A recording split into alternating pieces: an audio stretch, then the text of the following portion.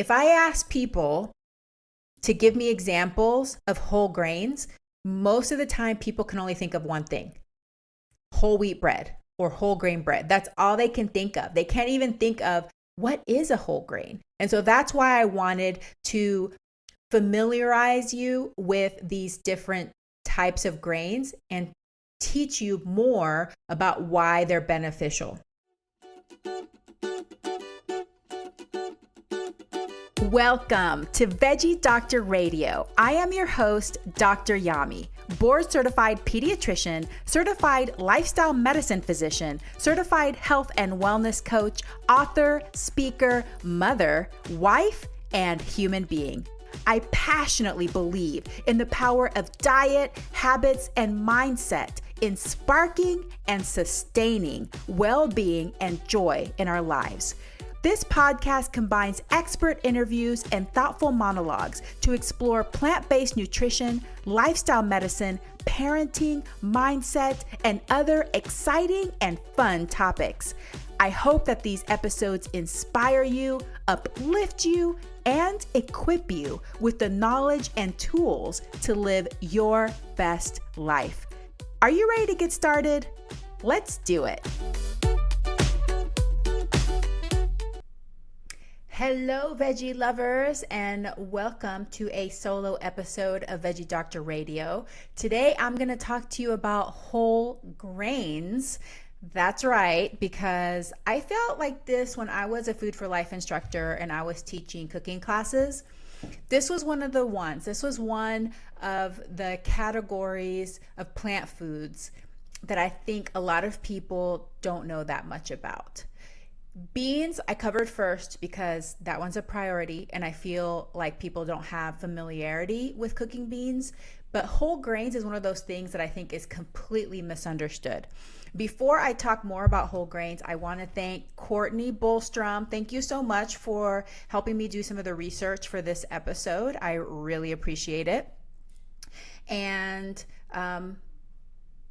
so let's go ahead and go forward and talk about whole grains. So what are whole grains? So whole grains are the grain of any cereal or pseudo cereal that contains three parts: endosperm, germ, and bran. So for a grain to be considered a whole grain, it has to have all three parts: endosperm, germ, and bran. So true whole grains are derived from the Poaceae family. I'm not sure if I'm pronouncing that right, but there are also pseudo cereals that are included in the category of whole grains. I'm going to talk to you more about those later. And that's because they're prepared similarly and have similar nutrition profiles. In 2019, there was a global initiative that was undertaken to define whole grains as containing all three edible parts of this grain of cereal. Like I said, endosperm, germ, and bran.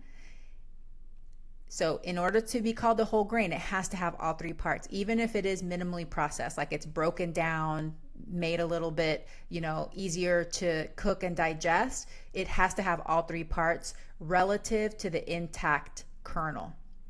Whenever we refine grains, what we're doing is we are removing the germ and the bran and eating only the endosperm. So I wanted to show you a picture for those of you that are watching this on YouTube. It's going to be a little bit of a glare, but I wanted to show you what that means. So for those that are listening, the bran, so it just looks like a little seed, like a picture of a little seed cut in half. So you just cut it long ways and you look at it, and the outside shell is the bran. And this is generally what gives things that brown color. It's the bran. It has a ton of fiber, but it also has lots of B vitamins in it. Then on the inside, which is the majority of the little seed that you see, is the endosperm. That's mostly carbohydrates. And then there's this tiny little piece on the inside called the germ. And that is very nutrient rich. It has antioxidants, vitamin E, B vitamins, but it also has fat. So it's funny, whenever you look at this little picture, it kind of reminds me of an egg.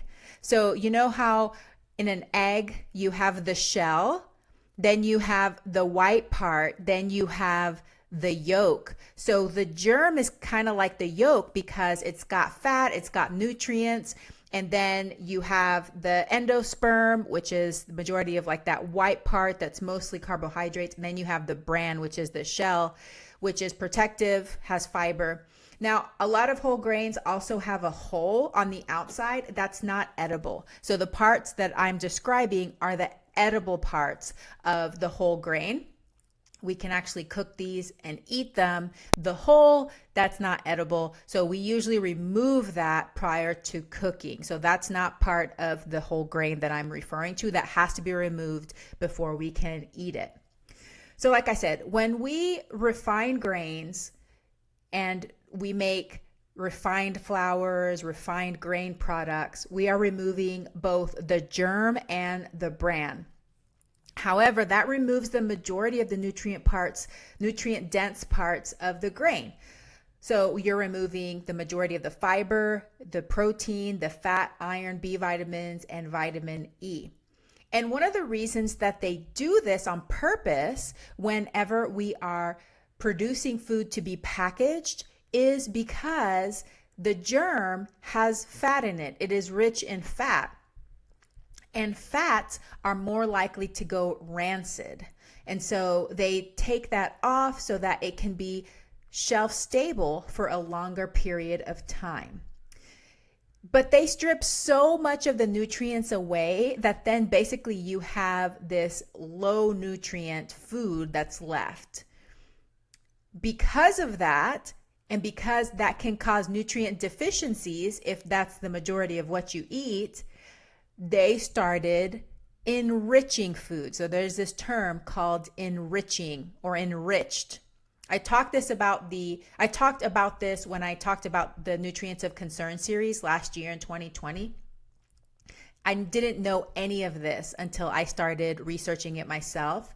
But an enriched food is basically a food that because of the refining process, you took away a lot of the nutrients. So then you add it back in as like a supplement inside the food. It's ridiculous. So you're taking away all of this natural fiber, you're taking away iron, calcium, all this stuff. So then you put it back in before you sell it, but you put it in a way that makes it more shelf stable.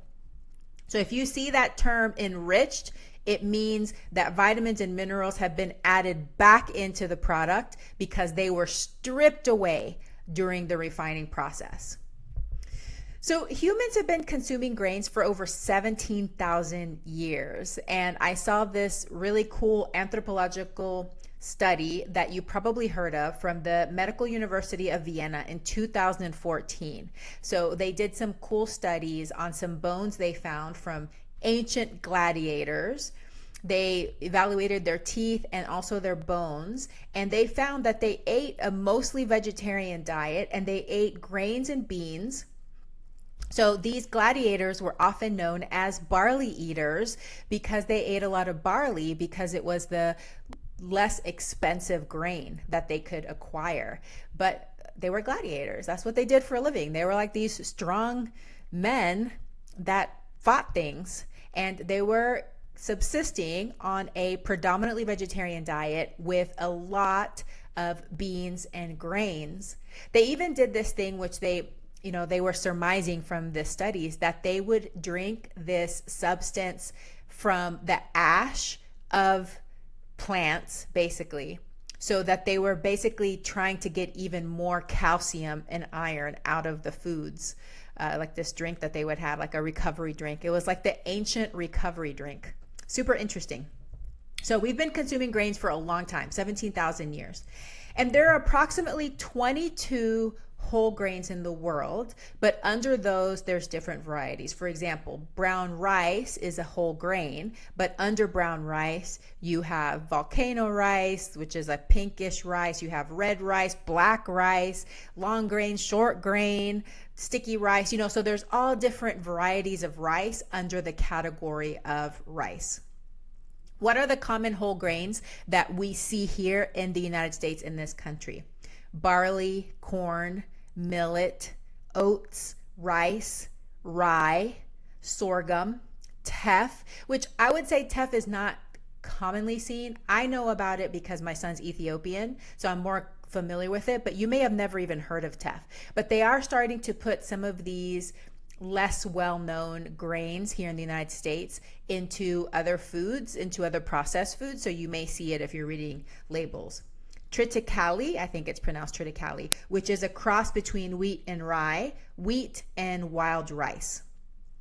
So corn is one of the ones that I mentioned. Corn is super interesting. Did you know that corn can be classified as both a vegetable and a grain? So whenever you eat it fresh, like you just take the corn on the cob and you're cooking it, boiling it, whatever, that's considered a starchy vegetable. But when it is dried into a kernel, that is considered a whole grain.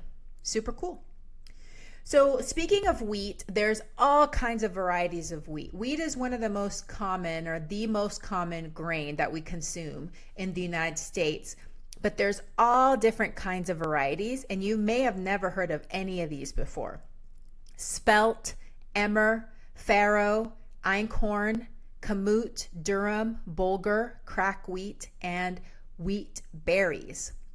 And then there's whole grains that I hadn't even heard of before because I don't think we consume them in this country. They're more common in other countries. They have very interesting names. So canary seed, Job's tears, Montina, Timothy, and fonio. So some of these are more common in other countries and we may not have access to them here. I've never tried because I never had heard of them. So I may start looking for, I actually had heard of fonio because on Instagram, I saw one of the companies that was selling it and I was like, what is that? It looked really yummy. Then there's also pseudo grains. So remember earlier when I was talking to you about the difference between a whole, like a true whole grain, that's the Poaceae family, but there's also pseudo grains. And you may have heard of a couple of these. There's amaranth, which is tiny and so cute. Quinoa, which is super trendy right now, and buckwheat. So they're classified as whole grains because we prepare them similarly. Usually we boil them, eat them similarly, and they have similar nutrition profiles, but they're not technically from that same family of whole grains. So what about gluten? People worry about gluten, and I just wanted to touch on that briefly. I remember which of the whole grains contained gluten by the abbreviation BROW, like your eyebrow. So that's barley, rye, oats, and wheat. Now, oats don't inherently have gluten. It's just that often through the growing and processing of oats, there's cross-contamination. So you can get certified gluten-free oats if you are a person that is gluten sensitive or has celiac disease. But also remember that with wheat, there's a bunch of different grains under wheat that have different names because they're ancient grains or slightly different varieties of wheat. So if you do have celiac disease, if you are very sensitive, or if you have wheat allergy, you need to know what these things are, which I said above. Now, the ones that I named are all whole grains. There's also processed forms of wheat that have all kinds of names. So if you are one of these people that need to watch out for wheat or gluten, then make sure that you familiarize yourself with that. Okay, so in the United States, and I found this when I taught my cooking classes, if I ask people to give me examples of whole grains, most of the time people can only think of one thing: whole wheat bread or whole grain bread. That's all they can think of. They can't even think of what is a whole grain. And so that's why I wanted to familiarize you with these different types of grains and teach you more about why they're beneficial. So whole wheat bread, whole wheat cereal is the most typical way that Americans consume whole grains. But those are not intact whole grains. I want you to start thinking about intact whole grains, not flours. Okay, so when they are intact, they are in the most whole form possible, which has so many advantages compared to processed grains. So let's talk about it in terms of different levels of processing. Oats is another common whole grain that we consume, but most of the time people are probably making quick oats, maybe rolled oats, but the most whole form of oats is actually called oat groats. It's adorable little grain. It takes forever to cook. Why does it take forever to cook? Because it is so whole. So you go from oat groats. If you cut it up a couple of times, that's steel cut oats. If you take the oat groats and you smash it, you roll it and flatten it, make it into like a little disc, that's called rolled oats. If you take the rolled oats and you cut it up a bunch of times, that is the quick cooking oats. So as you can see, quick cooking oats is more processed than the oat groats, but it's still considered whole because it's got those three parts in it. It's got the germ and the bran included. It's just that because it's so broken down, it's already pre-processed for you. So whenever you eat that, you're going to absorb the nutrients from it faster, including the glucose that's released. Okay. So I just wanted to just give you a little picture of why it's different, why an intact whole grain can be different. So the top three grains that we eat in the United States are whole wheat, oats, and brown rice. But I want to go on a little rant right now because I want to talk about one of my pet peeves when it comes to carbs. You know how people are always talking about carbs, okay? And how we eat so many carbs nowadays. Well, it's true. We eat a lot of everything. Like we're eating more calories than ever in the history of humanity. But when people think of refined grain products, the first thing they think about is carbohydrates, which is true. It's got refined flour usually, or maybe even enriched flour. I'll talk to you about that more in a little bit. But usually the second ingredient is fat. So I want to tell you a little story. This is really funny. My husband and I were in the car one day and I look down and I see that there is an empty bag of Gardettos. And this is like one of my husband's little, I guess, I don't want to call it a guilty pleasure, but it's one of those things that he had this routine that whenever he would go skiing, he would ski all morning. He would pretty much ski through lunch, maybe take a break to have a beer or something. But on the way home, he would stop by the gas station that's close to the ski resort, use the bathroom, fuel up, and get a bag of Gardettos. Now, he was getting the 5-ounce bag of Gardettos. So this isn't just like your little mini snack size. This is a pretty substantial bag of Gardettos, and he would eat the whole thing. However, he was oblivious to what he was eating. He just knew that he really liked Gardettos. I personally can't stand Gardettos because they're way too salty. Plus, it just doesn't taste good to me. So I would always tease him about the Gardettos. So this one day, we're in the car and he has the empty bag. And just because I didn't have anything else to do, I took the bag, I turned it over, and I was shocked. And I said, "Oh my gosh, Brad, do you know the nutrition facts for this?" And he's like, "Yeah, it's not that bad." Well, the problem is one day I think he had glanced at the nutrition facts, but it had 5 servings in it. So it had, because it was a 5-ounce bag, it was, the nutrition facts for one serving was 1 ounce times 5. So let me just tell you the nutrition facts for this bag of Gardettos. It was the original flavor. It had 750 calories, 30 grams of fat, and 1,600 milligrams of sodium. The first ingredient was enriched flour. So remember, that was like a refined flour that they stripped everything away and then they added vitamins to. The second ingredient was vegetable oil. After I told him the nutrition facts of that bag, he was so shocked. He could not believe it, that he swore he was not going to have Gardettos again because he didn't realize he was consuming all of that, like it was mostly fat. The calories from that bag of Gardettos was actually mostly coming from that 30 grams of fat. And so much sodium, almost 2 grams of sodium, 1.5 grams of sodium for one little snack. It's incredible. So whenever we talk about these refined carbohydrates, just know that most of the time when we're eating these chips and cookies and crackers, and it's not just carbs.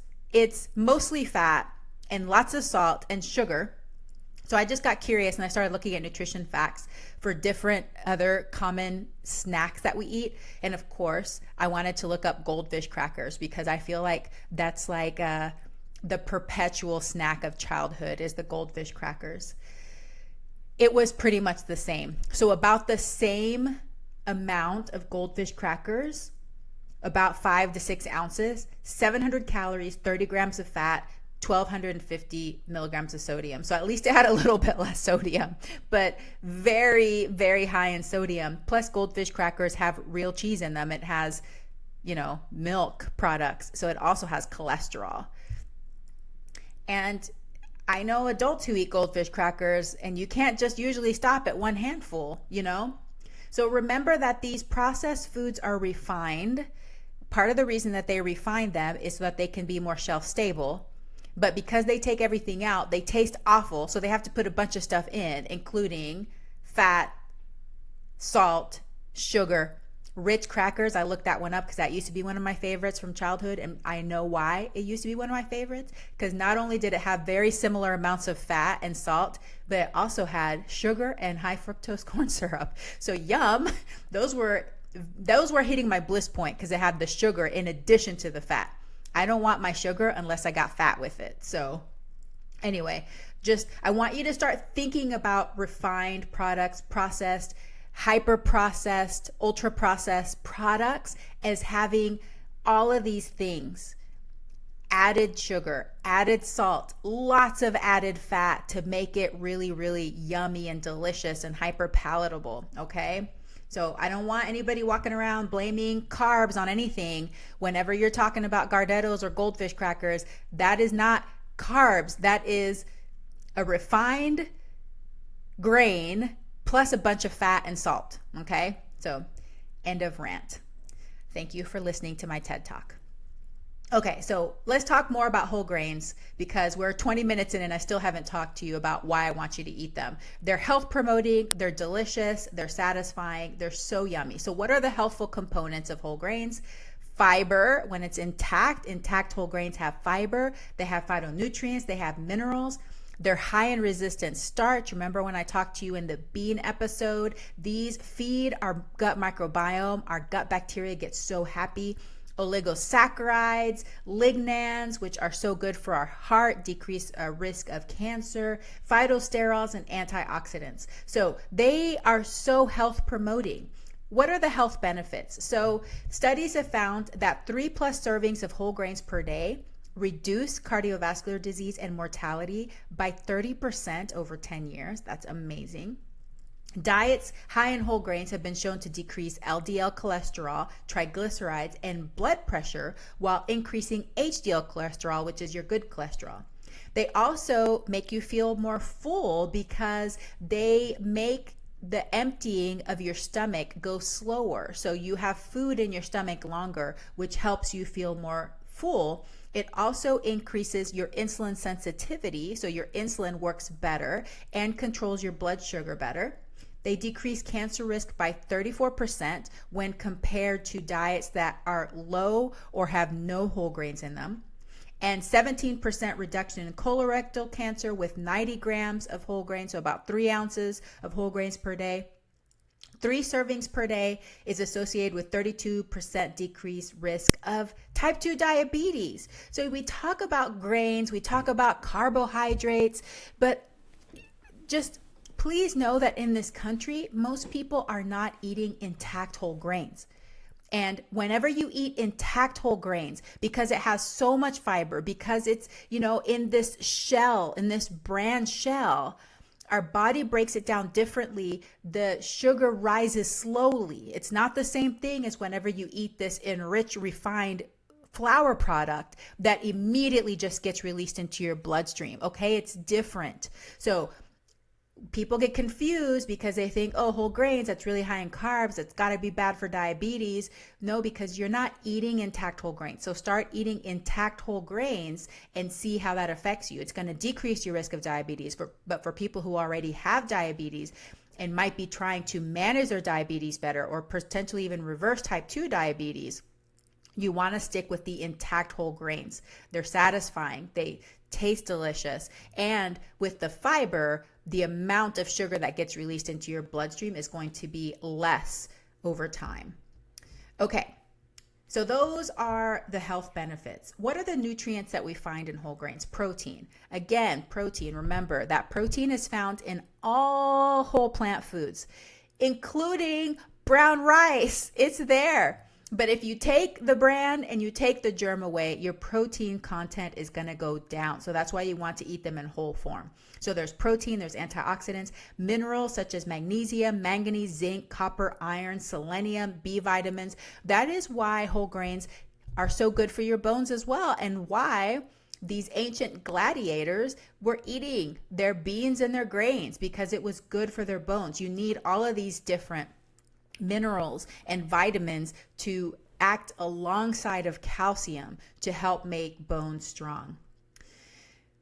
Really short fun fact here: corn actually has the highest antioxidant content of all whole grains, and oats and barley have beta glucan, which has been shown to decrease cholesterol. And remember how I talked about teff earlier? So teff has twice the iron and 3 times the calcium of other whole grains.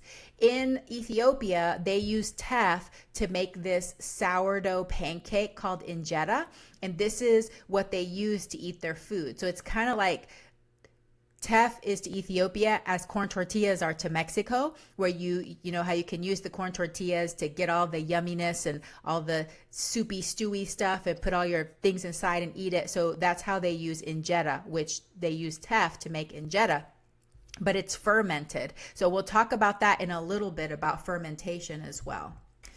So speaking of that, actually, I'm going to talk about it now. Anti-nutrients. So yes, I already told you in the bean episode, I've read these books. I know that there's concern out there about these phytates and lectins and how they're going to kill us all. But yes, they can interfere with absorption of iron, calcium, zinc, and magnesium. But these, quote, anti-nutrients also exert health benefits. So phytates have been found to lower cholesterol, slow digestion, and prevent rises in blood sugar. And they can have antioxidant and anti-cancer actions. So it's not like this evil thing that we should not have any of. We should just be mindful of it, and also be aware that the way that you prepare grains is going to decrease the activity of these anti-nutrients so that we can absorb the nutrients that are going to be helpful for us more. So what do? Soak. I always soak my whole grains before I cook them, mainly because I love the texture. So when I make brown rice, I soak it usually overnight or at least 4 hours. You can sprout your whole grains and you can cook them, which I assume you're going to cook them anyway. So whenever you cook these foods, it decreases the activity of these anti-nutrients or inactivates them completely. So soak, sprout if you wish, cook. Fermentation also does that. So it decreases these anti-nutrients. So I kind of wonder if injera, how it came about was partially through that, like over time. I'm sure that injera has been made for a long time. So this might be one of the ways that it increased the nutrient absorption from the teff, is through the fermentation process. And just remember that if you have an intact whole grain, whenever you cook it, it's going to take a while. Like oat groats can take 45 to 60 minutes to cook, which to me is a sign that that is a good intact whole grain. It's got that bran in it. It's going to do good stuff to your body. So if you've never had any of these intact whole grains before, you can start with breakfast. I think breakfast is one of the easiest places to start. Everybody's familiar with oatmeal. If you're used to just making the quick oats, start moving up the chain to more whole forms of oats. Make rolled oats, make steel cut oats, make oat groats. And then you're just going to eat it the same way as you usually would. Put your berries in there, put some banana, put a few nuts, a little bit of plant milk. However, just the same way you make oatmeal, you can use any of the intact whole grains to make a porridge, or even a mixture of the other whole grains to make a porridge for breakfast. I'm going to be demonstrating later this month how to make a millet breakfast cereal. You can use quinoa, you can use brown rice. I've had brown rice for breakfast before. Add a little plant milk, add a little maple syrup and berries. It's delicious. So it's an easy way to start incorporating whole grains into your day. Take your intact grain, boil it, cook it, add some plant milk, add some berries, add some bananas. It's so delicious. The other thing you can do is put these intact whole grains into your salads. Farro is so delicious in salads. You probably have seen it at fancy restaurants. It doesn't have to be just in fancy restaurants. You can make it in your own home. Kamut, barley, even rice. When I make salads, I put brown rice into my salads. Probably because brown rice is my favorite whole grain, so I almost always have it in my fridge. I love it. Soups and stews, super easy. When you're making any soup or stew, just throw some whole grains, some intact whole grains in there. One that I particularly like is putting barley into a bean veggie chili because it's chewy. And if you miss that kind of meaty bite to ground beef, the barley has a similar meaty bite, and it just adds more calorie density, makes it nice and rich, so that you have a good meal that lasts you a while. So it's easy to do that. Of course, doing stir fries, you can throw whole grains in there. Buddha or grain bowls, I have that for lunch every day. Super easy. Just change out the kind of grain that you're using. Different beans, sauces, veggies. Oh, it's so delicious. So these are ways that you can start incorporating more intact whole grains into your diet. Of course, casseroles is super simple. And whenever you're baking, because of course there's room for all types of foods, whenever you're baking, start replacing your refined white enriched flours with some whole grain, whole wheat flours. So if you take the intact whole grain and make it into a powder, yes, it's refined, but it's still considered whole because you had all those 3 layers, you just ground it up into a powder. But that's better than if you just take that endosperm and grind it up into a powder. That's where you get that white flour that doesn't have the germ, that doesn't have the bran, very low, if any, fiber in there. So you want to look for ones that say whole wheat, whole grain, that have the 3 parts in there that are ground into a flour if you're going to be baking. So you probably don't know that 60% of the calories in the American diet, 60%, over half, are coming from ultra processed foods. And just a reminder, if you want to know the progression from a whole food to ultra processed, so a whole is how it's found in nature. So if you take an apple off of a tree, that is a whole food. Okay, then you have a minimally processed food. So my example is, if you take that apple, you put the whole thing in a Vitamix with the peel and all, and you make applesauce, that is minimally processed. Then you have a moderately processed food. Say that you just take the apple juice out of the apple. So the peel is not there, you're missing the fiber, and you're just making the apple juice. That is moderately processed. And then ultra processed is if you make Apple Jack cereal. Okay, so it's not even remotely close to that apple you took off the tree. You can't recognize it as being an apple, and you also probably can't make it in your kitchen. So ultra processed foods are ones that are made in factories and don't look even remotely familiar to you. Like you don't really know what food it came from. That would be an ultra processed foods. And in the United States, we are eating 60% of our calories from ultra processed foods. So this is not to make you feel guilty or ashamed or anything. It's just to remind you that it's super easy to get into that pattern. So we're eating Pop-Tarts for breakfast and, we're eating chips for lunch and, these kinds of things, all these crackers that are ultra refined, have lots of things added to them, lots of things taken away. Little by little, how can you start to incorporate more whole grains, intact whole grains into your diet? And for your baked goods, for your foods that are a little bit more processed, how can we start using whole grain or whole wheat flours? So I hope that this was helpful, gave you a little bit more information on our whole grains, why we want to eat more of them, why they are health promoting, why some people get super confused about what we are eating currently in the United States. Like I said, 60% ultra processed foods, a mixture of carbs, fat, salt, sugar, additives. That is not what intact whole grains are. Intact whole grains are health promoting. They're yummy, they're filling, they feel really good to eat.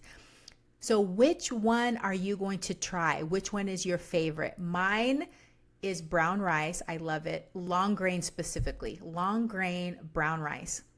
But there's so many others. I also love millet.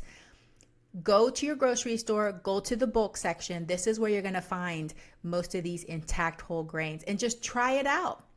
What's the worst that can happen? Try it out, add it to your grain bowl, add it to your stew or your soup or your salad.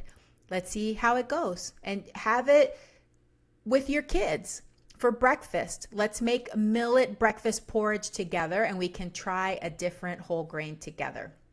So thank you so much for listening. I hope this was helpful and gave you some encouragement to try more intact whole grains. And let me know what you think. So send me a message on social media, or if you are on my newsletter, respond to my newsletter and let me know what you thought of the new whole grain that you tried. Well, it was so nice talking to you today, and I hope that you have a very plantastic day. Hey, veggie lover, I hope that you loved today's episode. Will you take a second and do me a huge favor?